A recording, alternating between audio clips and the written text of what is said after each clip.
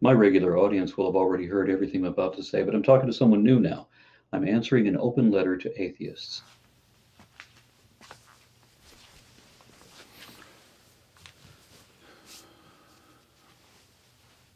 Atheists, thanks for clicking on this video. It means a lot to me, really. I'm a religious guy who's devoted my life to a God you don't believe in, so you're taking a bit of a risk here that I might insult you, make you feel bad about your life, or at the very least, waste your time. I really do appreciate it, and I hope not to do any of those things here. Don't worry about that. You won't make me feel bad about my life. I'm keen to offer sincere answers to sincere questions. Rather, I'd like to pose a question to you. It's a very simple question, in fact. It is more of an exhortation from me to you. This question is not meant to trick you or convert you. I don't have some super ingenious question that will somehow inspire faith in a deity, as much as I'd love to. But why would you want to? Now, my perspective is that faith is convincing yourself of things that aren't evidently true, but you really want them to be. I know a professor of philosophy who famously described faith as pretending to know what you don't know. And I know a Baptist minister, a Southern Baptist minister, who described faith as fake it till you make it, and told me to keep telling myself it's Jesus until I believe it. So it's literally make believe. The result is that faith in this ideal alternate reality where you'll never die and where you're best friends with the most powerful genie imaginable induces endorphins in the brain, similar to chemical addiction, like when smokers feel satisfied by having a cigarette. That, I think, is why so many drug addicts often transitioned into religion. They're just trading one addiction for another with a similar chemical effect, but in a socially accepted way, even though I think it shouldn't be, and because it's mentally unhealthy. That's also why atheist activists tend to be former believers. Just like the most strident anti smokers are former smokers. I also understand that a delusion is much stronger when it is shared, and the religions based on that delusion also gain strength by adding adherents. So you try to bring in other believers to strengthen your own belief. No thanks. I think faith is inherently auto-deceptive. I'd rather figure out how things really are and follow the facts, even when they show that my previous understanding was wrong on certain points and must therefore be corrected.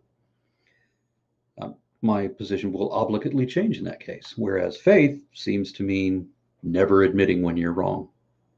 I'd rather just like to challenge you. You say that you're an atheist, that you don't believe in gods, and I just want to know one thing. Are you a good one?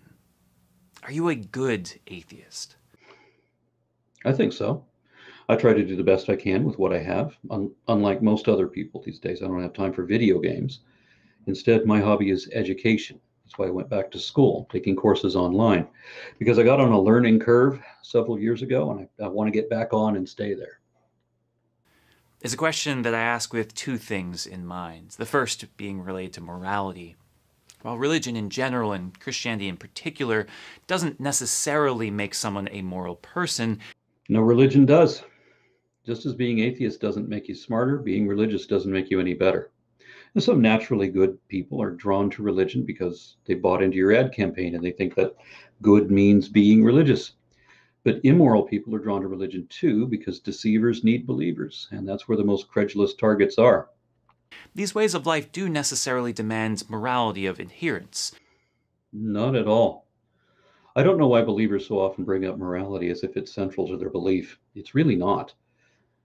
Both the Bible and the Quran repeatedly say that believing is good, and each equates unbelievers with evildoers. So the only thing either book recognizes as good or bad is whether you believe in the right God or not. Both say that unbelievers should be killed upon discovery, even if they're in your own family. They should be slaughtered en masse simply because they don't believe as you do. And then there's the ultimate injustice. Both religions posit hell as an eternal torture, an infinite punishment for a finite crime. And not for any evil deed either, but solely for the thought crime of disbelief. It's the threat of a fate worse than death for anyone who doesn't submit to the rule of the self-appointed clergy and the prophets.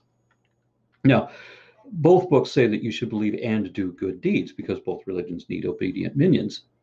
But neither book allows that an unbeliever even could be a good or moral person. There's no provision in either religion where an atheist or pagan could be allowed into heaven because they were good, kind, charitable people. No, morality doesn't count for anything in your faith, despite what your Pope says. Remember that the bishops have to keep correcting him that atheists can't get into heaven no matter how good or kind or charitable or moral we may be. It doesn't matter how evil you are, all sins may be forgiven if you but believe. But if you don't believe, then it doesn't matter how good you are, because the only sin that will not be forgiven is the sin of disbelief. Thus, gullibility is the sole criteria for redemption in both religions, where actual morality beyond or outside of belief is utterly irrelevant to either faith. You're going to Muslim hell for the same reason you think Muslims are going to your hell. And it doesn't matter how moral or immoral either of you are. Morality doesn't matter. Credulity does. There is a particular code of life that one must live. I would agree with that, except that religion largely disagrees. As an atheist, I'm a strong defender of the freedom of religion, which necessarily includes freedom from religion. Because once any religion seizes power of legislation to impose itself over everyone, the result has historically always been a violation of human rights. Some nations require that you have to believe the lie or die as only one of those possible violations. One of our most fundamental rights is the right to think freely and to believe whatever you do for whatever reasons make sense to you. Now, actions based on beliefs may be humanitarian or criminal, and the belief itself may be demonstrably wrong. But even then, it is immoral to penalize someone over the belief itself. Yet that's what your hell is all about. Because religion is a faith-based belief system with required beliefs and prohibited beliefs, where you have to believe this or else, and you are forbidden to believe any other interpretation but that, where blasphemy, heresy, and apostasy are treated as capital crimes worthy of the death penalty. But in the US, blasphemy is not a crime, it's a right, as is our right to free thought. Yet religion would deny us even that. In the case of Catholic Christianity, that code is one of peace and justice, mercy and forgiveness. It's a code that seeks to care for the poor and seek reparations for those who take advantage of the vulnerable. You've got to be kidding. The entire history of Catholicism, right up to and including the modern day, stands in stark contrast, with specific examples contradicting every one of the things you just said. Now, Lord knows we don't always live up to our founder and have actually done some pretty atrocious things through the years, but it is our faith that at least informs us when we do these things and gives us and reminds us a moral code to live by, reminds us that it's not an option. Then why is the Catholic Church still today just as criminal as it can be, as it evidently always has been? We could talk for hours about the evils of not just theism and especially Abrahamic religion, but of Christianity specifically and Catholicism particularly, having either ordered or backed several of the worst human rights atrocities, genocides, and criminal networks of all history. We must strive to be good people. Now, as someone who doesn't have this foundation, who doesn't believe in a God or adhere to a religion, there is no superstructure making this demand on your life. No one telling you how to live in certain situations. Incorrect. Believers often talk about their foundation, which I see as less substantive than sand. Just like you, unbelievers too have to live by cultural norms of society and by laws that are devised and enforced by people, for the reason that your God does not enforce his own laws or do anything himself, because he can't. He always needs people to do his work for him. And that's why people made up the hundreds of commandments that are falsely attributed to your God. Commandments that are largely immoral, unconstitutional, and unenforceable, which is why they're not law in this country now. It doesn't matter if you break what some guy says is God's law. You're not going to be jailed or fined for that. And God is never going to step in himself. But the fact remains that regardless whether there is a God or not, when we die, history will be our judge. Without a belief in an afterlife, there might be a feeling that all the world is futile, so what difference does it make? On the contrary, I remember as a child dreading the idea of an infinite stagnation and servitude in heaven, constantly praising an indomitable yet inexplicably insecure despot who shouldn't care whether I praise him or not. What does the lion care what the lamb thinks of it, right? No being worthy of worship would ever want to be worshiped. But worse than that, if there really was an inescapable eternity where anything, everything, even pleasure becomes pain eventually, but there is no way, even after trillions of years, to just let it end, As Hitchens said when he described heaven as a celestial North Korea, at least you can die and escape North Korea. That's why when I still believed in God as a child, I remember praying to him, asking, can't I just die like everything else does, like we're supposed to? Just let me make the most of this one life and let that be it. Because humans tend to value that which is rare, and such are the moments of life. Imagining an eternal afterlife devalues and despoils the one life we know we really do have. This, of course, does not need to be the case. Some of the world's greatest humanitarians, some of the most influential figures today promoting peace and justice efforts, are not adherents to a religion, but live morally out of a commitment to humanity, a recognition of our interconnectedness, an acknowledgement that there is something good in itself about loving one another, about sacrifice. We both get our morality from the same source, from our evolution as a social species, because we are dependent on this emergent communal pattern that we call society, and it in turn depends on us to cohabitate productively. And we naturally embrace and encourage those who work with us, defend us, and hold to their own code of honor, while deviants showing selfish malice tend to be removed from the gene pool, either by being banished, imprisoned, or killed. And thus, it's merely a matter of population mechanics that we developed into a species with compassion for our family, friends, and fellows. The religion perverts this by appropriating community, attributing morality to an erroneous source, and implying that we're only being good because we either seek punishment, we either seek a reward or fear punishment, neither of which is remotely realistic nor fair, and it's not true either. And so I ask you, are you a good atheist?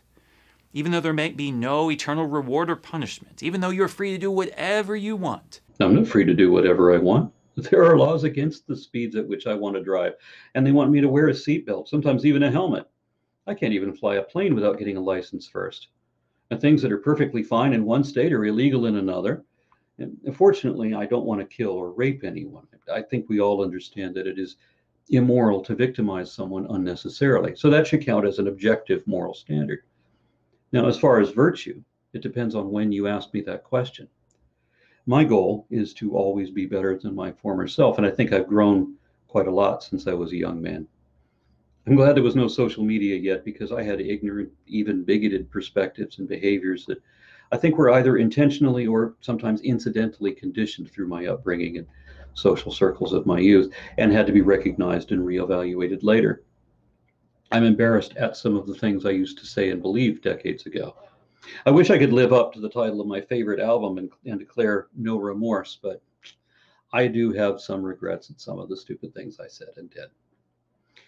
Unfortunately, we didn't get any of that on video because you had to buy film back then and pay to have it developed, and no one I knew could afford a camcorder. So I think I'm a much better person now. I've lost that attitude that was awkwardly celebrated in the 80s, although I still every year I look back on things that I did the year before, or sometimes the month before, and realize I should and could do better than that.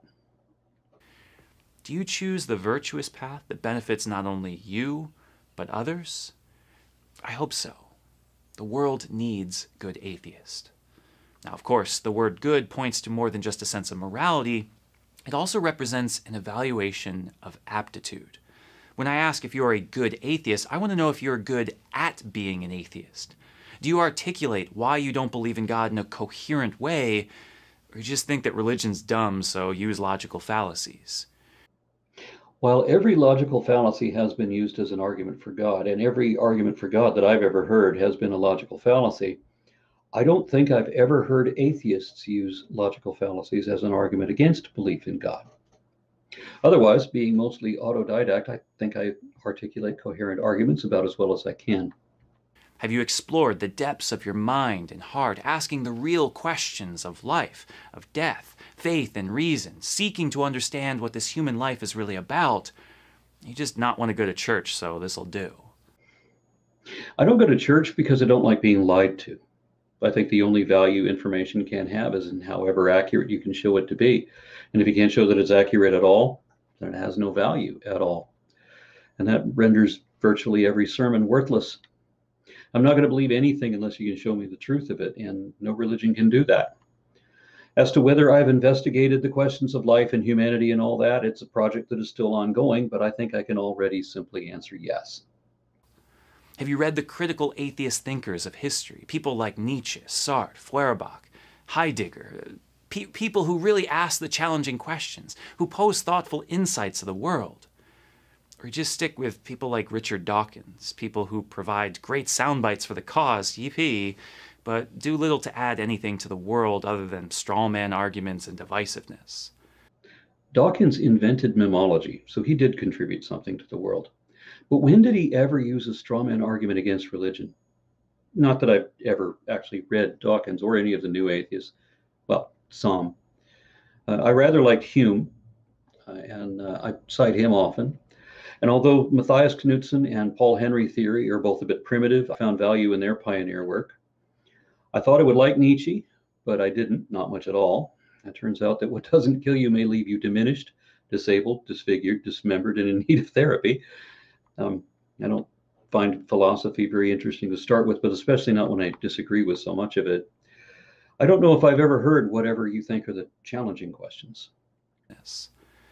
Have you read for yourself the works of real theologians, people articulating our beliefs in the best way we know how? Karl Rahner, John Henry Newman, Joseph Ratzinger, Augustine of Hippo, Henri de Lubac? Or do you stick with the simplicity of evangelical pastors from some rural anti-intellectual church? Admittedly, I focus on the anti-intellectuals because they seem to own and control everything at every level of my state and federal government, and they're always denigrating science and education in general, pushing legislation to impose their dogma in public schools and anywhere else they can. I live in Dallas, which is a major city and one of the most religious cities in terms of having the most churches and mega churches of any city in the country. There is a lot of anti-intellectualism coming out of the big cities too. I don't have much conflict with scientifically competent theologians, but I have read a fair amount from scientifically incompetent theologians like Martin Luther and Augustine, and I cite them both as evidence against theism. I tried to read Aquinas too, but I just couldn't trudge through it. And fortunately, I don't need to. I've been an activist in the atheist community for decades, so I must have heard the very best arguments you have by now. I've heard the same ones over and over, even from your best, but I've honestly never heard a single argument for theism that was any good. If you think you've got one, let's hear it. I ask all of this not to be accusatory, at least not overly accusatory, but to simply challenge you to go deeper in your thought. Simply declaring yourself an atheist and going about your life isn't enough, just as saying you're a Christian and never reading the Bible wouldn't be enough. Yeah, I know Christians who are drug addicted, alcoholic fornicators on their third marriage and their fourth felony conviction who have never cracked open a Bible and don't care what it says, and they don't even know what a creed is, but they'll tell me confidently that they're more moral than I am simply because they claim to be Christians. I agree with you, that is hypocritical. I was at a political rally here in Texas where a Republican speaker announced that they were all born into the Republican Party and that they owe their party loyalty for that reason, as if policies don't even matter. But no one was ever born into a political party nor into a religion either. It should be that you don't declare what religion you are, and certainly not make it your identity until you know what that doctrine is as compared to what other religions believe. And I agreed with you at one time that an atheist should know all of that too. But one of the first open atheists that I ever met corrected me, saying, "Why should I study all these religions I don't believe in when I'm not even interested in that?" That's fair.